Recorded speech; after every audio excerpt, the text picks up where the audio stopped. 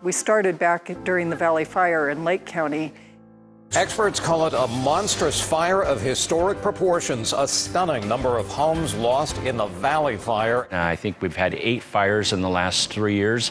In Mendocino, we've had 2 very large fires as well. Redwood Valley Fire, the Potter Fire, ripped through a huge chunk of Mendocino County east of Highway 101.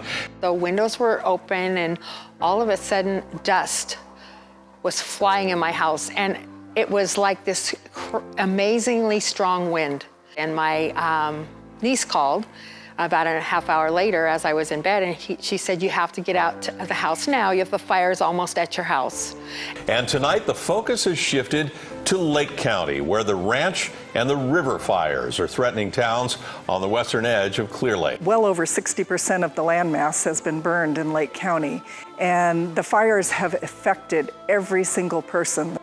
All of the people that up here have such tragic stories, it's hard for us to imagine what it would be like to experience like the fire that went through here and the terror. Everything like a hell. We fire all over, we boom, boom, boom. I didn't have the money to build a home. And I certainly didn't have hundreds of volunteers. We really look at what are the resources, how do we put this together, and how do people rebuild again? And that's really our goal, is to get people back home. North Coast Opportunities and Hope City are part of Team Lake County, and that is the long-term recovery group for here in Lake County that's been in operation. They came together following the Valley Fire to plan out long-term recovery. When our program comes alongside a family, we have this enormous opportunity to help them to restore a life that they counted all things lost. Well, my primary living situation since the fires have been in a 33-foot RV.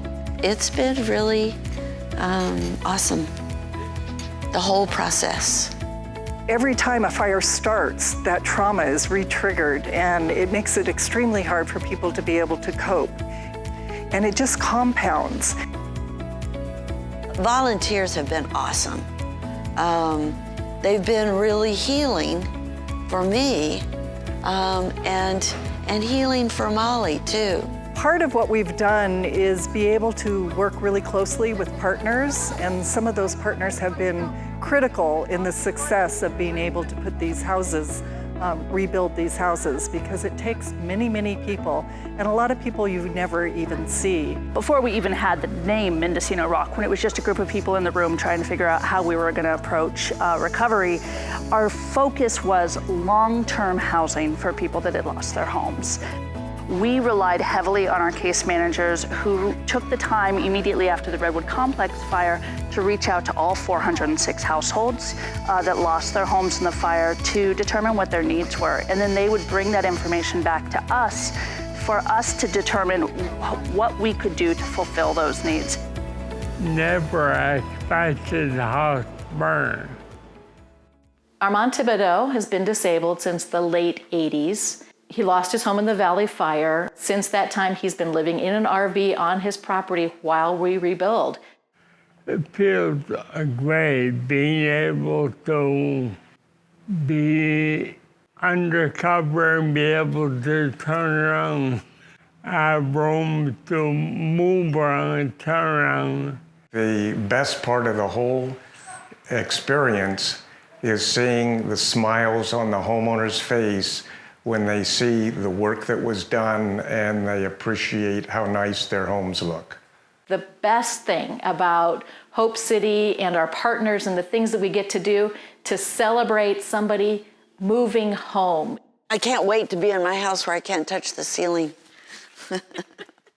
Welcome, everyone. We want to just thank everyone for taking the time out of their afternoon to come and join us today.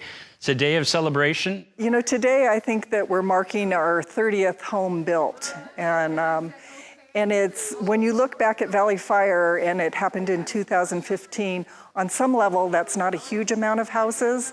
On another level, that's 30 families that would not be in homes without all this assistance that comes from the community and all the individuals. And it's people that come from all over the U.S. and all over the world. 1, 2, 3. The recovery process has been a little bit like building the plane while you're flying it.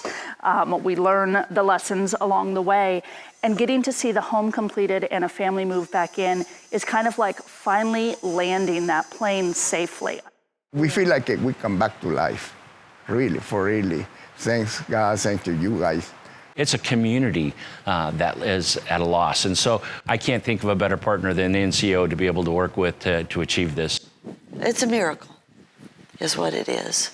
We learned so much from our partners that work in disaster nationwide and internationally, such as the Red Cross, Catholic Charities, Hope City, that have been doing this work a lot longer than we have. And so we were able to lean on those skills and lessons that they had working on a larger scale and take what was most important to our communities and apply them for our recovery efforts.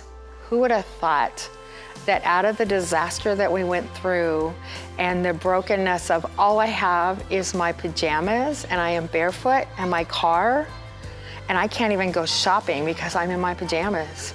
And to go from that day to this day is amazing that we would be so blessed. We have been hit with some of the worst fires in our nation's history. And there is one organization that we know that we could always turn to. Turn to be able to help our neighbors in need.